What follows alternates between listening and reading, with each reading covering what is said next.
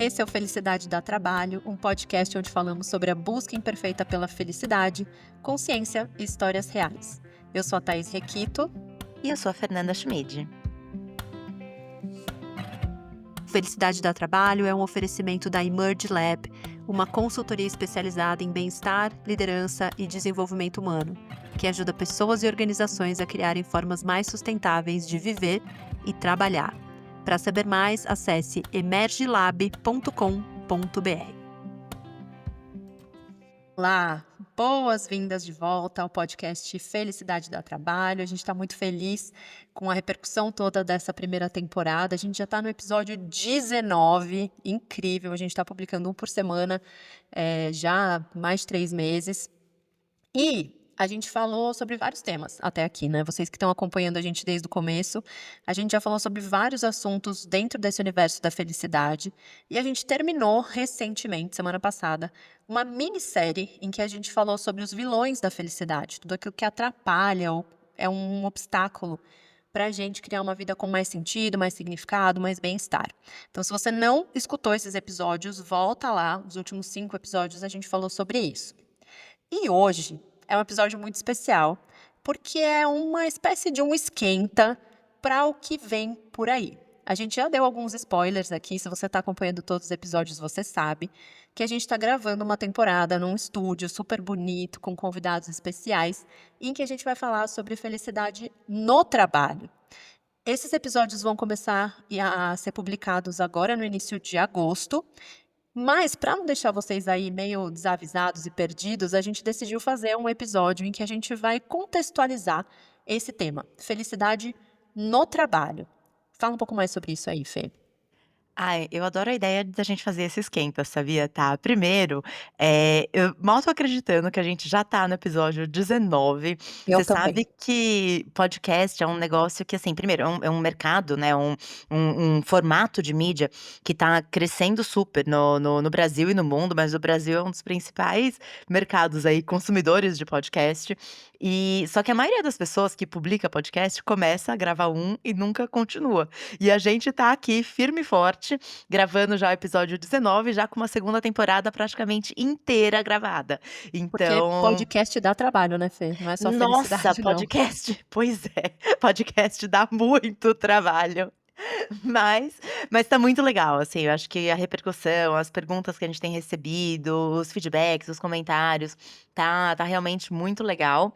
E nessa nova temporada que a gente vai falar sobre felicidade no trabalho, a ideia acabou surgindo, porque em todos os episódios, conforme a gente ia conversando, fazendo pergunta, tal, a gente sempre voltava muito pra esse mundo do trabalho, né, querendo ou não, a gente tem aquela, enfim, a ilusão de que a gente passa 8 horas por dia no trabalho, e na verdade acaba sendo muito mais do que isso, se contar tempo de deslocamento ainda, ou de preocupação que a gente tem com o trabalho, não só quando a gente tá dentro, né, do escritório, mas quando a gente tá em qualquer lugar, a gente tá conectado de alguma forma no escritório com o celular, com todos os tipos aí de mídia, até nas nossas redes sociais, hoje uma das principais delas é o LinkedIn, né, que é uma rede social que é absolutamente corporativa.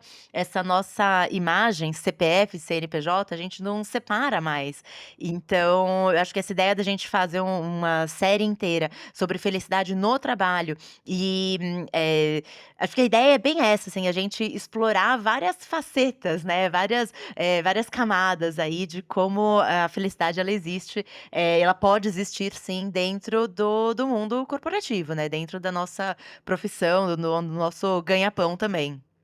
É, isso que você está falando é muito legal. E aí, se a gente for conectar com os episódios que a gente já gravou, a gente falou muito aqui sobre o modelo PERMA da psicologia positiva, como é uma espécie de um descritivo, assim, né? Uma receita de para você ser mais feliz.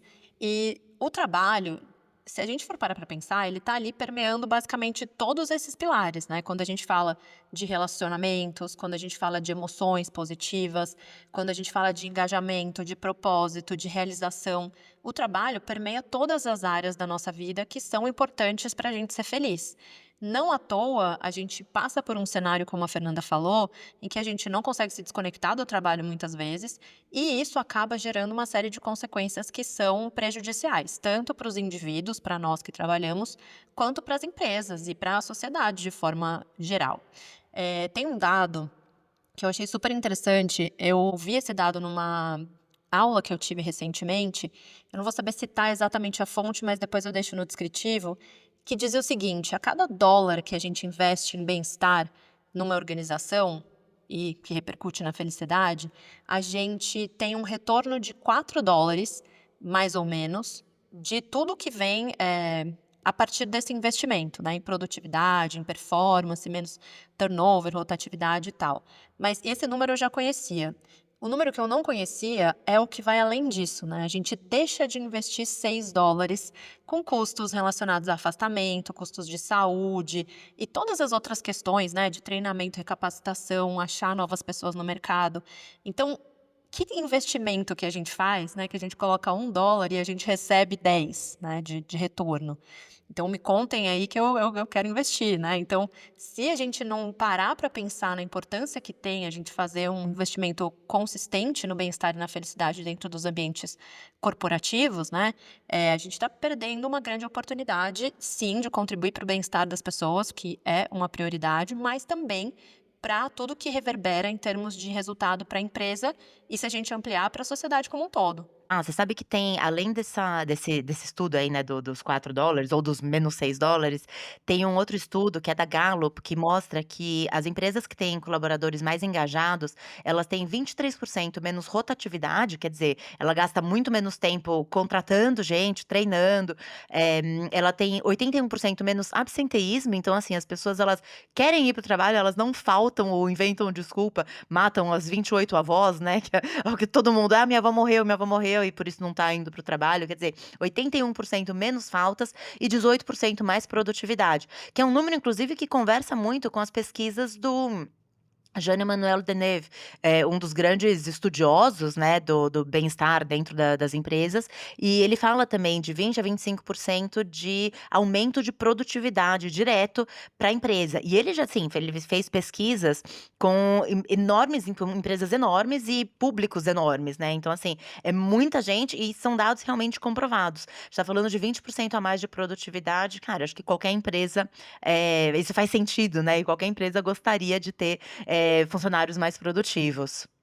E um outro dado que dá para a gente somar aqui, que também dá essa noção do tamanho do problema que a gente está falando quando a gente pensa no adoecimento das pessoas no ambiente de trabalho, os transtornos mentais, né, questões relacionadas à saúde mental, geram uma perda aproximada de 4,7% do PIB, o que equivale a 397 bilhões no ano, né? Essa é uma estimativa que foi feita pela Federação das Indústrias de Minas Gerais e mostra para a gente o tamanho do impacto, né? Porque talvez a gente fique pensando só aqui no meu departamento ou na empresa em que eu trabalho, esse número não pareça tão assustador assim, mas aí, né, vem outro dado gigantesco do ano passado, do Ministério da Previdência Social, falando que os afastamentos por questões relacionadas à saúde mental também aumentaram consideravelmente nos últimos anos e no ano passado, em 2024, foram quase 500.000, 440 mil afastamentos, né, relacionados à depressão, ansiedade, ao estresse crônico, e a gente nem colocou na conta aqui ainda o burnout, né? Então, o Brasil está lá sempre no topo dos países com questões relacionadas à saúde e a gente está lá também no topo dos países que mais tem ocorrências de burnout. Então, quando a gente fala desses números, né, isso dá um norte para a gente de que felicidade no trabalho, bem-estar no trabalho não é um mimimi, né? Tá bem longe de ser um mimimi e é algo que a gente precisa realmente dedicar a nossa atenção, se debruçar para pensar em quais são as estratégias que a gente tem que usar, né? No meu trabalho com as empresas e com as lideranças, eu tenho falado muito sobre regeneração. Porque não dá para a gente tentar consertar só uma variável, né? Oferecer uma aula de mindfulness e, pronto, agora está tudo resolvido. Ou então mexer em uma ferramenta ali do ambiente de trabalho e achar que se solucionou todo o problema. né. As questões são multifatoriais e por isso a gente precisa ter um olhar amplo, que vai endereçar vários fatores diferentes, para que a gente possa, de fato, regenerar esse ambiente, as normas, as formas como as coisas são feitas, as relações entre as pessoas, a relação de cada indivíduo com o trabalho, com a produtividade, para que daí a gente possa criar as condições para que as pessoas possam florescer de uma nova forma, né, de uma outra maneira que é diferente daquilo que a gente tem feito, porque claramente não está trazendo bons resultados. Tá, você sabe que tem uma coisa que você falou de mimimi, tem acho que um dos grandes erros que as empresas cometem ainda, e muitos times de RH cometem, e às vezes principalmente a liderança comete, é achar que o trabalho, então vamos deixar as pessoas felizes no trabalho. Vamos colocar mesa de pingue-pongue, vamos fazer mais happy hour, vamos colocar aqui eu brinco, né, open bar de MM, sabe, aquela empresa que você chega e você pode comer chocolate, refrigerante e tal, como se isso fosse deixar as pessoas mais felizes. E não é por aí, né, acho que não é esse o caminho. Um dos principais pontos que deixa as pessoas felizes e com essa sensação de pertencimento, propósito e realmente engajadas com o trabalho, é a confiança. E quando você está num ambiente em que as pessoas confiam umas nas outras, elas se sentem ouvidas, elas sabem que elas podem ser elas mesmas, você acaba tendo todo aquele retorno, aquele negócio de produtividade que eu falei, você acaba tendo pessoas mais produtivas, muito mais criativas. A gente já falou aqui sobre a Barbara Fredrickson, né? É, ela tem uma teoria que é a Broaden and Build Theory, que é uma ideia, assim, de que quando você tem mais emoções positivas, e para quem não conheceu, né, volta lá nesse episódio que a gente fala das emoções positivas, ela fala sobre como quando a gente tem mais emoções positivas, a gente aumenta a nossa capacidade cognitiva, a nossa criatividade, a nossa capacidade de fazer as coisas, porque quando a gente tá bem, a gente pensa melhor, a gente age melhor, a gente entrega mais, a gente acaba tendo realmente mais, conseguindo fazer mais coisas, versus quando a gente não tem essas emoções positivas, em ambientes onde a gente sente que tá sendo podado, onde a gente não pode ser a gente mesmo, onde a gente não pode falar aquilo que a gente pensa, a gente acaba reduzindo, né, fechando a nossa capacidade criativa, né, a nossa capacidade de fazer as coisas, de entregar. São ambientes que são regidos aí muito mais por medo. Então, eu acho que daí é onde é isso que as empresas mais precisam pensar, menos na mesa de pingue-pongue, no escritório, "Ai, é tão bonito aqui", mas muito mais no: "Tá bom, qual é o ambiente que eu tô criando? Qual é o clima que essa empresa tem? Qual é o espaço que as pessoas têm? O que acontece quando alguém comete um erro ou quando alguém fala alguma coisa? Como que a liderança reage?" Porque é isso que vai servir de exemplo ali, vai dar para as pessoas o parâmetro de o que eu posso e o que eu não posso fazer aqui, como que eu devo me comportar. E aí, claro, né, será que eu me encaixo nesse lugar? Será que isso aqui tem a ver será que se esse ambiente tem a ver comigo? Ou eu tô aqui realmente só para ganhar meu salário no final do mês? E eu acho que essa é uma pergunta, uma reflexão importante de a gente fazer, né, porque os escritórios bonitos e com o escorregador, o pingue-pongue, a comida e tudo isso, pode favorecer esse ambiente de mais segurança, onde a pessoa está ali mais feliz, né, um ambiente mais agradável de trabalhar, mas não é só isso, né, como você bem descreveu. E se a gente for pensar na história do trabalho, né, como se a gente fosse traçar, assim, uma linha do tempo, trabalho, muitos de vocês já devem ter ouvido, né, vem de tripalium, que era um instrumento de tortura, né, então já desde as origens ali foi associado a sofrimento, né, uma coisa difícil. E até se a gente for pensar lá, né, em tempos mais antigos, as pessoas que trabalhavam eram muito, assim, eram os escravos, eram as pessoas que não tinham um valor, assim, né, bem entre aspas aqui, tá, gente, vocês não estão me vendo, mas não é que eu não acho que tenha valor, mas naquela época essa era a ideia, né, as pessoas que tinham mais valor, assim, na sociedade eram aqueles pensadores, né, os artistas que ficavam ali filosofando sobre a vida.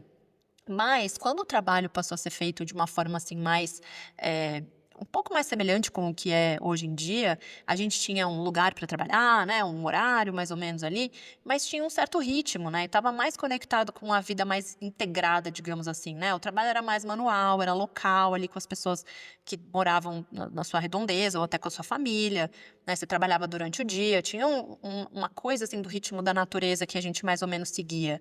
E aí quando, aconteceu a revolução industrial, as revoluções industriais, né, e a produção começou a ser feita em massa, em fábricas, que eram ambientes muito, hostis, né, perigosos até, com jornadas muito rígidas, e uma desumanização do trabalho, né, a pessoa ficava ali, né, a gente muito clássico aquele filme do Chaplin, Tempos Modernos, em que ele ficava ali, né, apertando aquele parafuso, aquela porca lá, tantas vezes que ele saía do trabalho e continuava repetindo aquele movimento até quando ele dormia, né. Então assim, e surge, né, essa ideia de que as pessoas estavam ali numa linha de produção em que elas nem sabiam o que estava ali no final daquela esteira, né, elas simplesmente repetiam ali um movimento de forma, tão assim precisa para que ela pudesse fazer aquilo em mais tempo. Desculpe, em menos tempo, né, produzir mais em menos tempo. E vem daí essa ideia de performance, né, de a gente fazer mais coisas com um tempo menor. Então quanto mais tempo, a relação entre o tempo que eu gasto e a quantidade de coisas que são produzidas lá no final da esteira. E aí, quando a gente foi evoluindo com o passar dos anos, a gente chegou numa época, hoje em dia, em que a gente tem muitos trabalhadores do conhecimento, então não é mais um trabalho estritamente físico, né, eu não estou ali apertando um parafuso, eu estou usando o meu intelecto, toda a cognição, né, e as minhas emoções e todo o resto, não só a parte física, pelo contrário, né, a gente muitas vezes fica sedentário, sentado numa cadeira o dia inteiro olhando para um computador, e aí as fronteiras começaram a se desfazer, né, então o que era muito bem dividido, então trabalhava e depois eu ia para casa, e daí eu tinha outras atividades, o tempo de lazer, o tempo de ócio, de descanso. Hoje em dia tudo acontece ao mesmo tempo. E aí a gente precisa, delegar para um indivíduo esse senso de responsabilidade pela própria carreira, né, essa pressão pela performance individual, que a gente já vem falando tanto aqui, essa ilusão de que nós somos os donos do nosso próprio destino, né. E o trabalho passa a ocupar um lugar importante, assim, de identidade mesmo, né, de quem nós somos. E isso traz essa sobrecarga que a Fê falou, né, então às vezes eu não estou mais conectado, né, no trabalho, já desliguei o meu computador, mas eu ainda estou lá pensando na reunião que eu tenho no dia seguinte, um projeto que eu tenho para entregar. Então por isso que eu falo bastante sobre esse tema da regeneração, porque no futuro a gente precisa incorporar nas nossas conversas profissionais a sustentabilidade humana, né, então a gente pode pensar na sustentabilidade do planeta, e é importante essa regeneração, mas como é que isso vai acontecer sem a gente cuidar das pessoas, né? Como é que a gente consegue encontrar formas e ferramentas de equilibrar o bem-estar das pessoas para que elas possam produzir de forma sustentável, mantendo o bem-estar e a saúde e a felicidade como premissas também?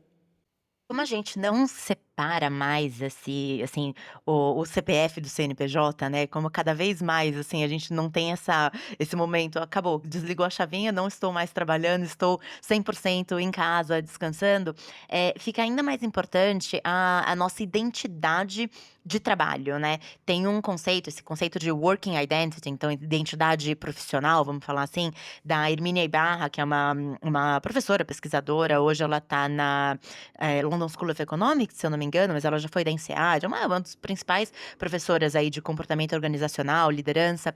Ela fala que essa identidade profissional é como a gente se percebe dentro desse contexto do trabalho, quer dizer, quem a gente é profissionalmente, como a gente vê, como a gente quer ser visto, é como se fosse o nosso self, né, acho que a gente fala muito de self dentro das conversas de psicologia, mas essa identidade que é moldada pelas experiências que a gente tem, pelo aquilo que a gente faz no trabalho, pela forma como a gente se percebe ali com aquele crachá, né. E quanto mais a gente deixa isso fazer parte de quem a gente é, e acho que esse é um dos grandes assuntos que a gente vai tratar aí nessa próxima temporada, mas quanto mais a gente deixa essa identidade de trabalho tomar conta de quem a gente é, mais difícil fica essa separação, né. E quando acontece qualquer coisa e a gente tá no meio aí de novo de mais uma onda de layoffs, né, de demissões em massa, layoff é uma palavra mais bonita, né, para demissão em massa, que é o que tá acontecendo em muitas dessas, grandes empresas, principalmente de tecnologia, mas, acontece uma coisa dessa, fica aquela pergunta, né, quem é você sem crachá?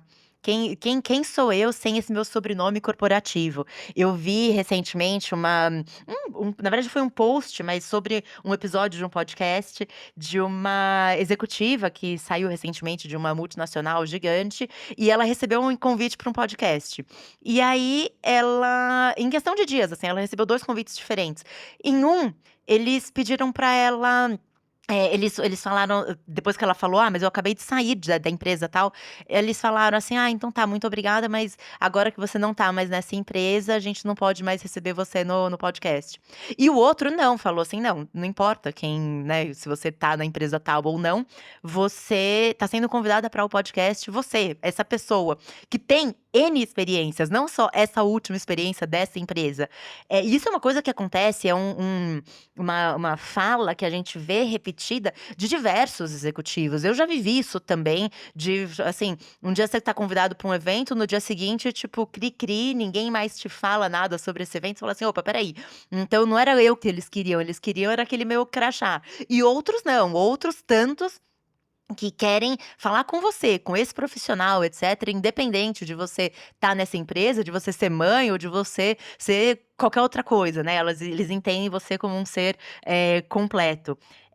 Isso eu acho que é uma coisa que a gente vai falar bastante agora nessa próxima temporada, tanto quando você, tá entre profissões ou entre cargos, vamos falar assim, porque a gente vai falar também sobre mudança de carreira e mudança na carreira, né, tá tem uma Uhum. pequena diferença aí que eu acho que é legal a gente comentar, mas, eu acho que é uma coisa que é bem legal a gente entender como a gente se entende como profissional e quem a gente é, não mais a Fernanda da Rect, a Fernanda do Mercado Livre, a Fernanda da Alpargatas, mas a Fernanda Schmid. Acima de qualquer coisa, o meu sobrenome é o Schmid, sabe, não é o corporativo que eu estou representando num determinado momento, por mais que ele seja muito importante para mim.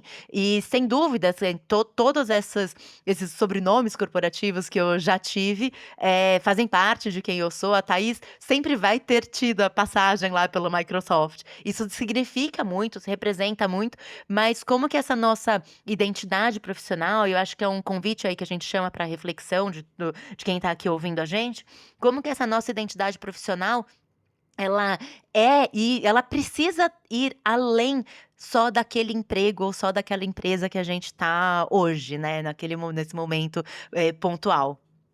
Exatamente. E principalmente porque quando a gente pensa no contexto atual, as carreiras lineares tradicionais, como a gente conhecia, né? Então a gente estava muito acostumado com um modelo em que a gente aprendia, a gente passava um tempo lá estudando na vida acadêmica, seja na escola, na faculdade, um curso técnico, a gente aprendia, e aí vinha a fase de aplicar. Né? Então aplicava, trabalhava lá vários anos, né, fazendo aquela mesma coisa, ou uma coisa muito parecida, ou crescendo verticalmente ali numa experiência técnica.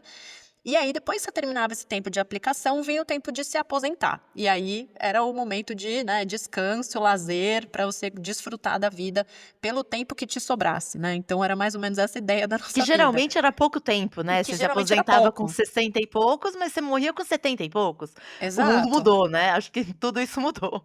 Mudou completamente. E hoje, especialmente porque a gente está falando do avanço de tecnologia, entrada de forma mais agressiva da inteligência artificial no mundo do trabalho e os efeitos, impactos que isso deve ter, fica cada vez mais evidente que os empregos eles não vão ser mais como eram antigamente, né? Então, você que escuta a gente aí, provavelmente teve um pai, um vô, uma mãe, alguém que você conhece na sua família ou alguém próximo que trabalhou 20, 30 anos, 40 anos no mesmo lugar e aí se aposentou.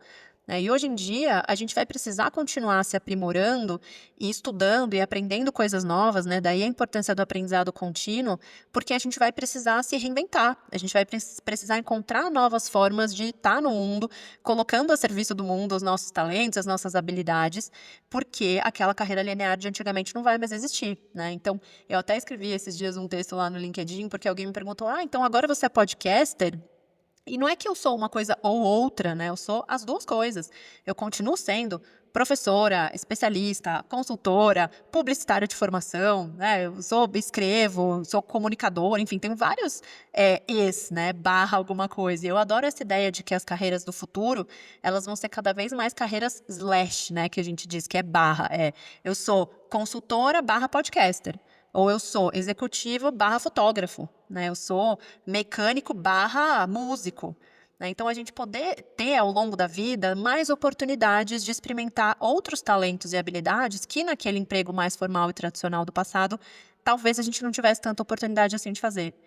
Né? E aí, se você aí do outro lado está se perguntando, tá, mas não faz sentido isso tanto para mim, eu não vejo tanta aplicabilidade, talvez seja um momento de você perguntar por que você trabalha.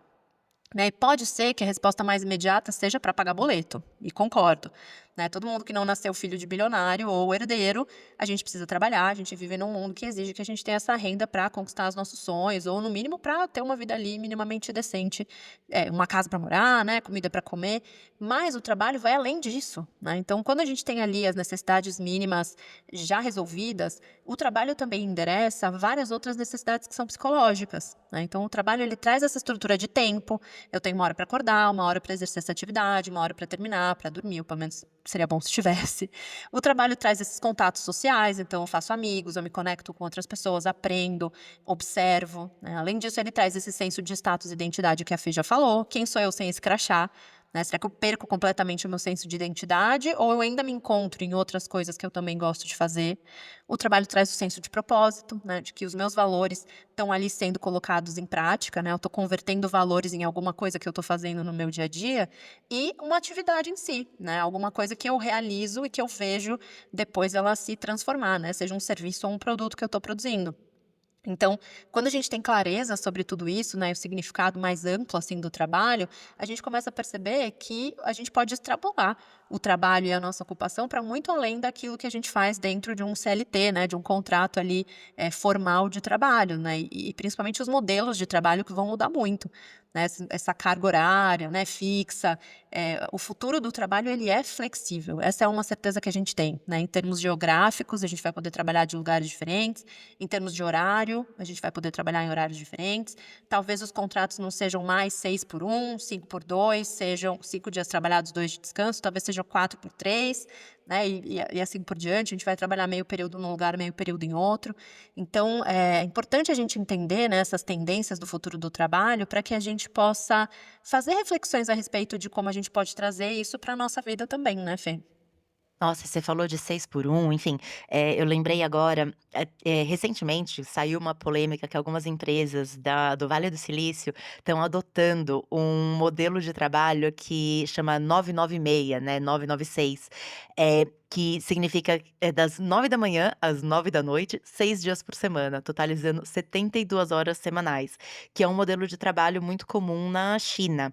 E é uma coisa meio maluca, né, se falar assim, cara, de um lado tem uma série de, assim, um monte de pesquisa e empresas também indo por um caminho de mais, liberdade, mas menos horas de trabalho, uma coisa menos punk, né, vamos falar assim, em termos de ritmo de trabalho, porque sabe que dali vem mais produtividade, etcétera, e outras indo por um caminho de: "Não, vamos fazer o contrário, vamos fazer o máximo, né, vamos colocar as Máximo da empresas as exploração. o máximo da de exploração do trabalho". Enfim, e eu acho que assim, eu acho que acho que não gostaria de trabalhar numa empresa que me obrigasse a trabalhar das 9 da manhã às 9 da noite, 6 dias por semana, eu acho que é um pouco Nem eu. demais, né, assim, mas Tendo eu escolha, acho né, Fê, a gente não, assim, a tendo gente a sabe que tem opção, pessoas que você não podem escolher, mas tendo escolha, né, meu Deus, eu queria ficar longe de uma empresa com essa carga pois é, horária. assim, e não tô nem falando da questão trabalhista, né, aí da legislação, etcétera.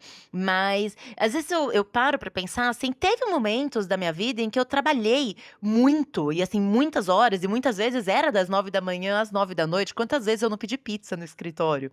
Então, eu acho que já vivi muito isso, e muitos dias, assim, muitas vezes trabalhando também no final de semana, não necessariamente a caminho de um burnout, mas porque eu estava feliz, mas tinha uma questão de pertencimento, de engajamento com a empresa, de amigos no trabalho, de você ter realmente estar trabalhando com pessoas que você gosta, com líderes que te inspiram, etcétera, que faziam uma jornada que talvez fosse também muito intensa em número de horas, mas faziam uma jornada que acabava sendo, gostosa, sabe, assim, era uma coisa, mas era um outro momento de vida também, eu não tinha filho, não tinha criança em casa, então assim, mas que naquele momento pra mim podia até, assim, funcionava, eu acho que funcionava pra muita gente. Eu tenho entrevistado, por conta do meu mestrado, tenho entrevistado muitas mulheres, mães, né, e que, contam um pouco, né, o meu mestrado, só para dar um pouco de contexto, a minha tese é justamente sobre isso, sobre identidade profissional e identidade materna, né,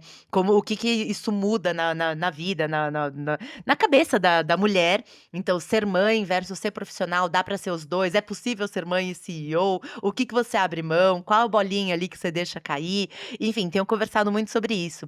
E tem algumas falas que me marcam bastante, assim, eu tenho marcado bastante, até porque elas são muito consistentes, né, entre as diversas mulheres de diversas áreas, cidades diferentes, mas como tem algumas coisas que são horários que são importantes, por exemplo, na vida pessoal, e que muitas vezes alguns tipos de trabalho não possibilitam que você esteja presente. Então, quando a gente fala, por exemplo, de buscar um filho na escola ou de estar ali para a hora da refeição, para poder fazer uma refeição em família, se isso é importante para você e se seu trabalho não permite isso, você não vai conseguir ser feliz no trabalho. Então, como fazer esse casamento? Mas teve uma das entrevistadas que trouxe uma fala que eu achei muito interessante, que ela falou assim: "Eu jantava torrada da vending machine e estava feliz". E ela estava realmente feliz, porque ela jantava a torrada da vending machine, ela trabalhava praticamente todos os finais de semana, mas estava assim, jovem, solteira, cuidando de eventos, sabe, fazendo, conhecendo celebridades, fazendo tipo, indo pra todas as 1000 baladas, tal. Eu trabalhava com cerveja na época, então assim, era camarote, camarote dentro do camarote, tal. Era um negócio que ela se encontrava, sabe, ela estava realmente ali. E ela fala assim: "Hoje, eu jamais poderia estar fazendo esse trabalho. Eu não quero ir para o camarote no carnaval e passar 5 dias fora ou 10 dias fora até da minha cidade. Eu não quero mais isso, hoje minha prioridade é outra". E eu acho que isso é uma coisa que a gente também vai falar bastante nos episódios, mas é isso, é como não só o casamento entre, vida pessoal e vida profissional, né, como você equilibrar essas 2 coisas, mas o que que faz sentido pra você nesse momento da sua vida? Porque isso muda e muda muito. Se eu não puder ter minha filha ou minhas filhas agora, né, comigo, eu prefiro não ir num evento fora de São Paulo. Eu fui para o SXSW, levei o meu marido e minha filha. E isso, assim, eu fui na pessoa física. No corporativo, viagem a trabalho, se eu não puder tá com a minha bebê e amamentar, eu não quero isso pra mim, sabe. Então eu acho que esse é o tipo de coisa, e aí você precisa parar e pensar como que você escolhe, e constrói também, né, a sua carreira pra poder fazer essas escolhas lá na frente, que vão fazer sentido naquele momento de carreira que você tá vivendo. É, total. E eu acho que isso é muito importante, né, porque todo mundo, bom, não vou generalizar, não é todo mundo, mas acho que quando a gente é mais jovem e a gente entra com muita sede de aprender e de crescer na carreira, acho que muita gente acaba trabalhando longas horas, né, e se dedicando pra caramba para aquele trabalho. Eu também passei por essa fase, né, eu trabalhei antes de ir pra Microsoft, quando eu ainda estava fazendo faculdade de publicidade, eu trabalhei numa empresa de publicidade, numa agência de publicidade na área de eventos, e aí eu também viajava, e aí eu ia em um monte de show e coisas super legais que naquela época cabiam na minha vida, e eu achava aquele trabalho maravilhoso, né, e se eu tinha uma planilha lá com tantas horas extras que eu nunca ia conseguir, descontar na minha vida, não tinha problema, né. Mas eu acho que, o que dá sentido para essa jornada, né, para o trabalho fazer sentido na nossa vida, e a gente vê as gerações mais jovens, com toda razão, questionando, né, esse formato de trabalho que adoeceu muitas pessoas antes, né, a minha geração, questionando qual é o sentido, né, de tudo isso. Como é que a gente pode fazer de uma forma que é mais sustentável? E o alinhamento de valores está lá no topo da lista das coisas que as empresas precisam tomar o cuidado de fazer, né, porque se nesse momento essa pessoa tá, como a Fernanda falou, jovem, disponível, querendo viajar, querendo crescer, aprender, e aí não se importa de fazer isso, ao contrário, faz parte do processo de aprendizado, ótimo.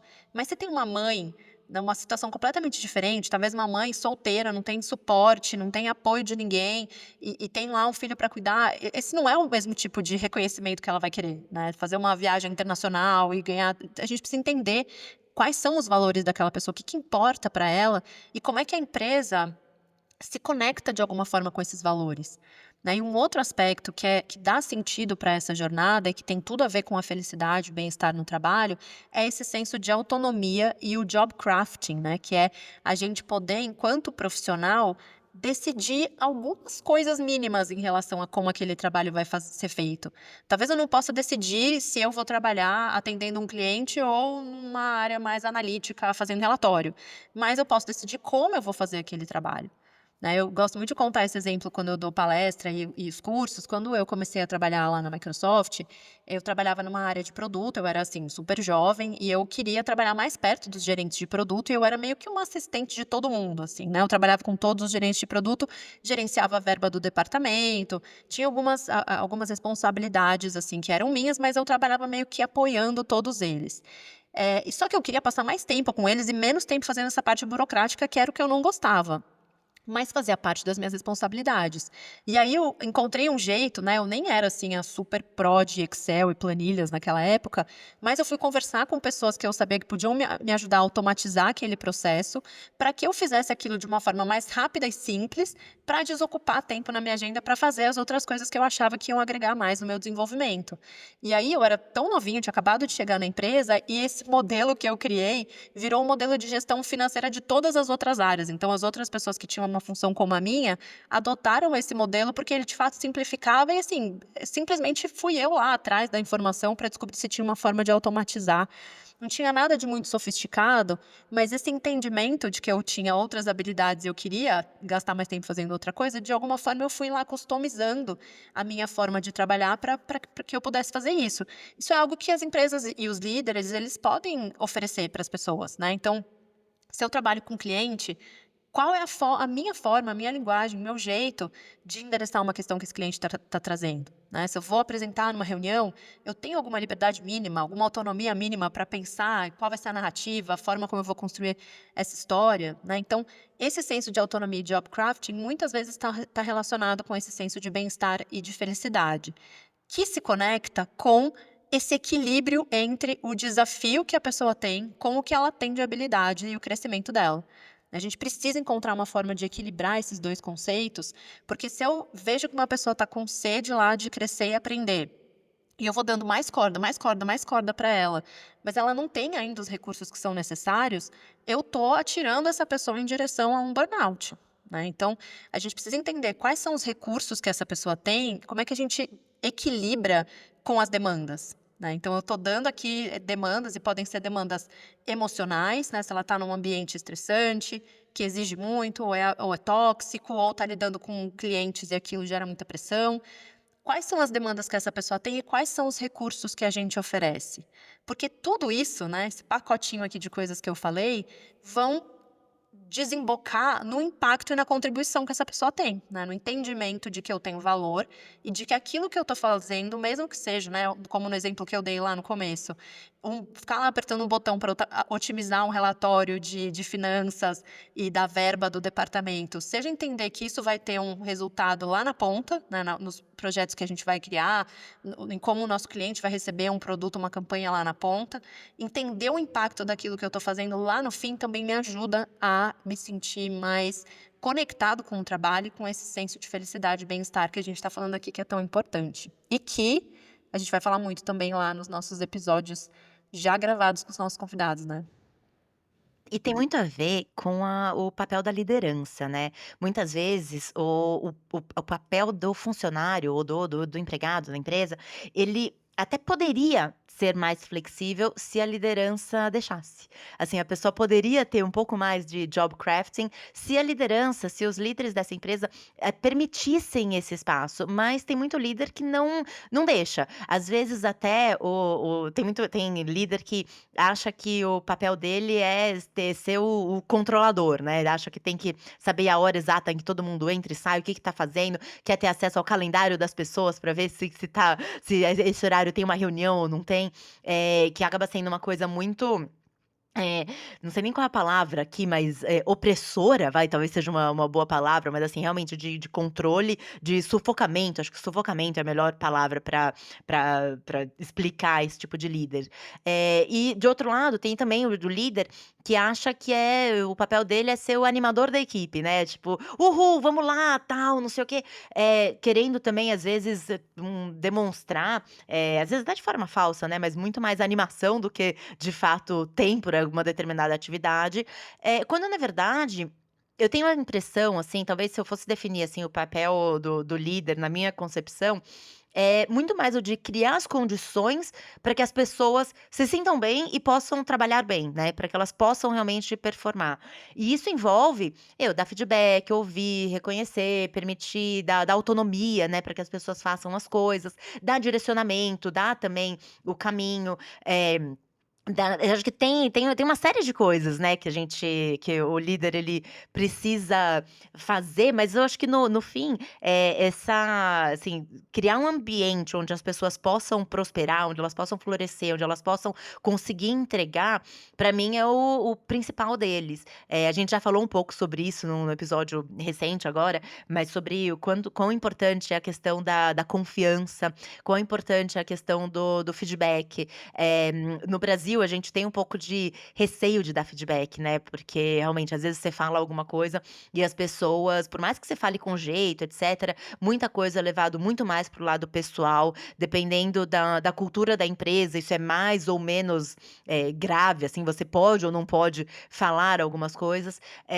Quando você pega alguns exemplos de empresas, principalmente empresas estrangeiras, até por uma questão cultural, mas os holandeses, eles são muito francos, os franceses, eles são, às vezes, até um pouco grosseiros para o nosso padrão brasileiro, né, mas eles falam na cara o que eles pensam e pronto, eles não estão muito preocupados se estão te ofendendo ou não, mas também não estão se ofendendo, né, quando ouvem alguma coisa.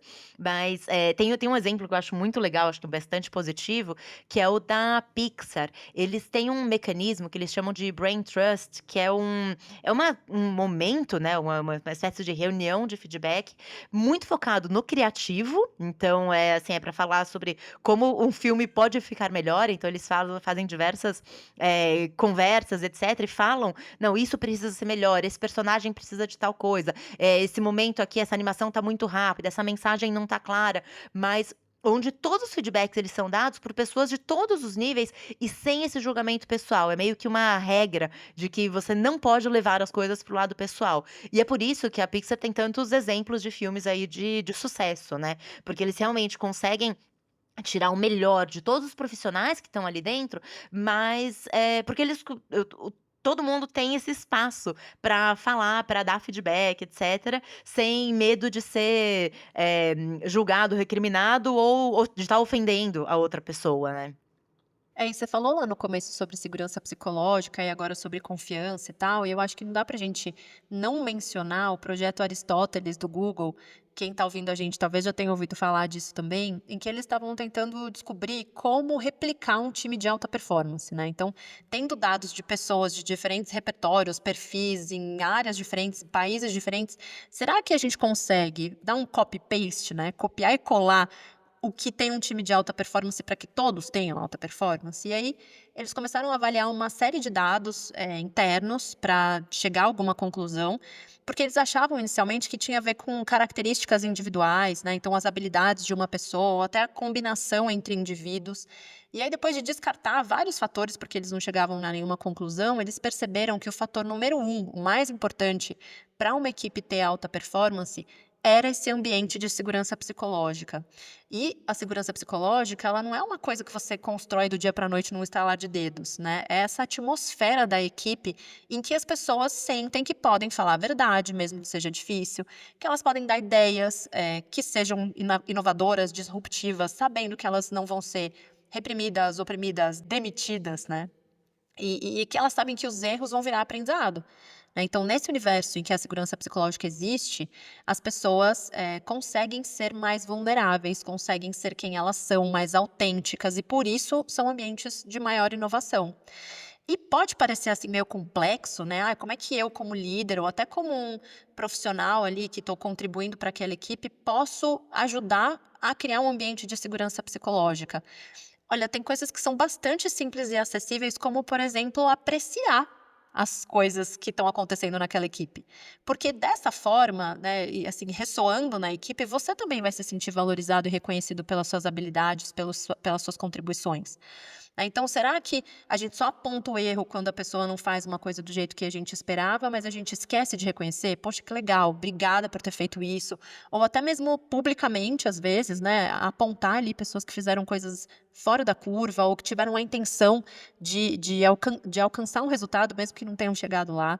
né. Então a apreciação é uma coisa importante, o apoio mútuo, né, sair dessa postura de nós contra eles, né, então: "Ah não, eu tenho os meus objetivos, você tem os seus, você que se vira, eu não tenho nada a ver com isso". Como é que a gente se apoia mutuamente para chegar em algum lugar comum, né. Então, dentro de um departamento ou um departamento com o outro, né, como é que a gente constrói essa relação? Como é que a gente incorpora, aceita e celebra a diversidade? Será que a gente traz um super talento do mercado e aí a gente coloca ele na nossa equipe e fala: "Ó, mas aqui as coisas são feitas desse jeito e se você não seguir aqui o passo a passo, você tá fora", né. Então como é que a gente consegue fazer essa pessoa chegar naquele lugar e ser autêntica, ser quem ela é, para que ela possa performar da sua melhor forma? Então, esses são alguns dos pontos aqui que a gente pode colocar em prática, né, além, claro, de pedir ajuda. Imagina um líder que tem que ficar ali numa posição de "eu sei tudo", né, então: "Ah, pode contar comigo aqui que eu sei todas as respostas, eu nunca pergunto nada, nunca peço ajuda de ninguém". É muito importante que um líder se coloque numa posição de vulnerável também, né, que ele se coloque numa posição de: "Olha, eu não sei fazer isso aqui tão bem, você sabe melhor que eu, me ajuda, me ensina". E aí, quando a gente se coloca nesse lugar de humildade, de vulnerabilidade, de abertura para o outro, a gente fomenta um ambiente em que isso é valorizado. Ah, e trabalhar num lugar onde a gente se sinta valorizado pelo líder ou pela empresa faz toda a diferença, né, em como a gente se sente, na vontade que a gente tem de entregar. Eu acho que faz diferença, óbvio, no resultado da empresa. Eu acho que dá pra gente pensar num ciclo, assim, né, também se o funcionário tá feliz, o cliente acaba sendo bem atendido, o resultado da empresa acaba, vindo também por consequência. Então, eu acho que isso é uma coisa que as empresas precisam cada vez mais, pensar não só pelo lado humano, mas pelo lado também de resultado da empresa, né. Se a empresa consegue ter funcionários felizes, ela vai conseguir ter resultados melhores, vai ter clientes mais felizes, vai ter um NPS, né, que é a avaliação ali que o cliente faz da interação com a empresa, também mais alto. Acho que, no fim, até a experiência do seu cliente depende aí de como é a experiência do seu colaborador, se ele tá desmotivado, se ele tá, enfim, se ele não se sente valorizado, isso acaba impactando o seu negócio lá na ponta, impacta a imagem da sua empresa. E a gente falou um pouco sobre LinkedIn lá no início do episódio, né, mas também, aqui, se a gente não tem uma separação hoje em dia, eu acho que isso é uma coisa até interessante, né, os perfis pessoais, eles são 4 ou 5 vezes mais vistos do que os perfis das empresas. Quer dizer, quando a gente fala de uma empresa que está querendo construir uma marca, construir uma reputação, né, como empresa, como corporação, é fundamental que os funcionários dessa empresa estejam felizes, porque no fim do dia é a pessoa que vai estar lá dentro de uma rede social, dentro de um LinkedIn, falando sobre a empresa onde ela trabalha, sobre, muitas vezes com como é que fala? Aquele perfil, aquele post meio LinkedIn, né, de que: "Ai, tudo foi lindo, gratidão, etcétera", mas a gente consegue ler nas entrelinhas, né, e percebe até onde quanto disso é verdadeiro e quanto não é. Por mais que o LinkedIn seja ali um recorte, né, um pedaço da nossa vida corporativa, ele acaba representando muito do que as empresas são, do que as empresas, fazem, e em 1 minuto, um post pode viralizar e, de repente, alguma coisa que não é tão legal dentro da sua empresa pode estar, aparecendo ali para milhares de pessoas, impactando diretamente a imagem da sua marca no mercado, com os consumidores, etcétera. Então, eu acho que é cada hora cada vez mais importante que a gente cuide sim dos funcionários, não só porque são seres humanos, a gente deveria cuidar bem de todos, mas também por uma questão de resultado para a empresa e de imagem, para imagem e reputação aí que as empresas, querem e precisam ter. Felicidade é estratégica, né, não dá pra gente tirar desse lugar de que a gente vai alcançar resultados, apesar de que o nosso olhar não precisaria só ficar orientado a resultado, porque cuidar bem das pessoas, como você disse, já é, né, já é potencialmente bom para a sociedade como um todo. Se a gente está falando que a gente, enquanto empresa, né, pensa em qual a razão de existir do nosso negócio, não dá pra gente triturar as pessoas que trabalham com a gente para atender bem um cliente ou para chegar num resultado melhor. Então é importante falar sobre esses assuntos. E a gente falou da liderança, né, mas também é importante lembrar que o líder muitas vezes está ali sem ferramentas, né, ele não foi desenvolvido, ou ele não teve oportunidade de desenvolver as habilidades necessárias para estar naquela posição. Muitas vezes a gente cresce na nossa carreira porque a gente tem um conhecimento técnico, a gente é um super especialista numa determinada área e acaba, assumindo a responsabilidade de gerenciar uma equipe, mas talvez a gente nem tenha essa habilidade ou isso não seja um dom natural pra gente, e a gente não tenha nem interesse de desenvolver. E aí a gente acaba numa posição muito difícil, né, e os líderes só vão acumulando cada vez mais responsabilidades também, né, o que antes era, dar uma ordem para o resto das pessoas obedecerem, né, naquele formato de comando e controle. Hoje em dia, os líderes estão muito mais numa posição de coaching, né, de mentorar as pessoas, de desenvolver a equipe, de motivar as pessoas.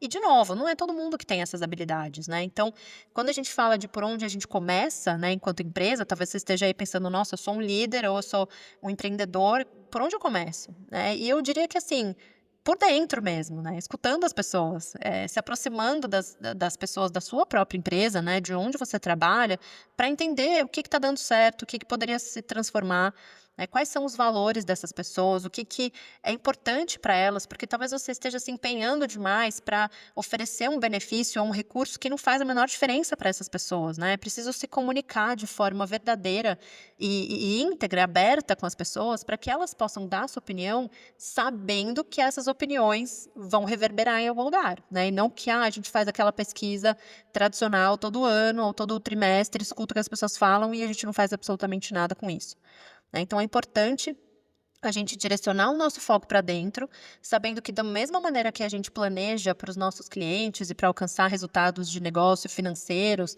a gente precisa olhar para dentro e também alcançar resultados que estão mais relacionados com o bem-estar e a felicidade das pessoas, porque elas também importam e porque no fim das contas são elas que são as geradoras de resultado para o seu negócio. Não, e você falou das pesquisas, tá, tem uma coisa que eu acho, assim, é terrível, mas a gente sabe muito que é verdade, né. Quanto uma coisa que era para ser bem intencionada, que é saber realmente como tá o clima dentro de uma determinada organização, de uma área, na verdade, isso acaba sendo deturpado na hora que você coloca isso, assim: "Ó, o líder só vai ter uma premiação ou um prêmio ou uma promoção se a área dele tiver um nível tal de engajamento, né, ou de resposta positiva dentro da pesquisa, etcétera, e o negócio acaba sendo completamente deturpado, porque aí esse próprio líder ameaça a equipe, né, e falou assim: "Não, então vocês têm que me dar boas notas dentro da avaliação", e começa um ciclo que é super negativo, né, ao invés de uma coisa que poderia e deveria ser usada para melhorar o clima, para avaliar, mas obviamente com o objetivo final de melhorar o clima, acaba sendo usado pelas pessoas como assim: "Não, deixa eu vou fazer as coisas, vou fazer tem, né, eu já vi coisas do tipo, levar a equipe inteira para jantar, na véspera da entrega da pesquisa de clima, quer dizer, deixar todo mundo lá feliz, né, só naquele momento, uma semana ali que as pessoas têm para responder a pesquisa, a pessoa é boazinha com todo mundo, tal, para poder ir bem, né, tipo, tirar uma nota boa, vamos falar assim, dentro da pesquisa. Quer dizer, coisas que poderiam ser usadas para o bem são completamente aí deturpadas, às vezes, pelas pessoas que querem só realmente ganhar ali uma promoção ou enfim, crescer, usando esse momento. A gente espera que não seja o caso aqui dos nossos ouvintes e que eles estejam realmente preocupados com o bem-estar das suas equipes, né. Com certeza. E Fê, a gente poderia ficar aqui mais umas 5 horas falando sobre esse tema, porque é o tema que eu trabalho, né, então eu sou completamente apaixonada por esse assunto e eu sei que você também adora, afinal de contas a gente está fazendo esse projeto aqui juntas. Mas eu queria só dar um spoiler então, para a gente ir caminhando aqui para a conclusão do nosso encontro de hoje, sobre essa próxima temporada que vem por aí, né. Então se você se interessa por esse assunto, você que está ouvindo a gente, já vai lá no Instagram, segue a gente, Felicidade dá Trabalho, vai lá no YouTube, segue a gente, Felicidade dá Trabalho. No Spotify, já ativa aqui as notificações para você receber, notificações quando esse conteúdo for publicado. Então, a gente falou com convidados especiais, como a gente falou, tem cada pessoa maravilhosa que participou dessa temporada. Vocês nem fazem ideia, mas logo vocês vão saber. A gente falou sobre a importância das relações, já que a gente está falando aqui da liderança. A gente falou sobre como pertencer importa. A gente falou sobre os 50 a mais, o poder da experiência, a importância da experiência. A gente falou sobre liderança feminina. A gente falou sobre saúde no trabalho, saúde mental, um pouco mais sobre isso que a gente já explorou aqui. Tem tanto conteúdo maravilhoso que eu realmente espero muito que vocês aproveitem esse conteúdo e recebam assim o carinho com o qual a gente preparou cada episódio, cada roteiro, cada convidado que a gente resolveu trazer para essa conversa. Então já sigam a gente, já compartilhem com as pessoas que vocês acham que podem se beneficiar, se interessar por esse assunto. Saibam que vocês também podem levar esse conteúdo para as empresas de vocês, né? Então, tanto eu quanto a Fernanda, a gente trabalha com workshops, com palestras, enfim, consultoria, levando esse tipo de conteúdo para que a gente possa criar juntos condições mais favoráveis para a felicidade acontecer de maneira estratégica para o resultado dos negócios. Então, também mantenham contato com a gente aqui e vão compartilhando as suas impressões ao longo dos próximos episódios. E antes de a gente encerrar, Fê, vamos para aquela parte que a gente mais gosta, que é ouvir uma mensagem de vocês, dos nossos ouvintes. Vamos lá.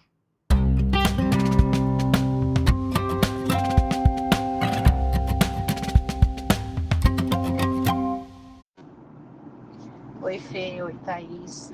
Sou a Verônica. E para mim, a felicidade não dá trabalho.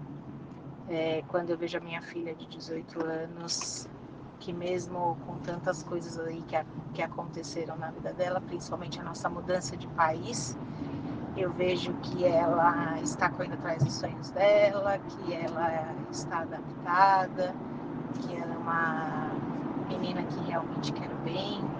Então, acho que para mim isso não tem preço, realmente não dá trabalho nenhum. Obrigada, adoro o podcast de vocês. Beijão.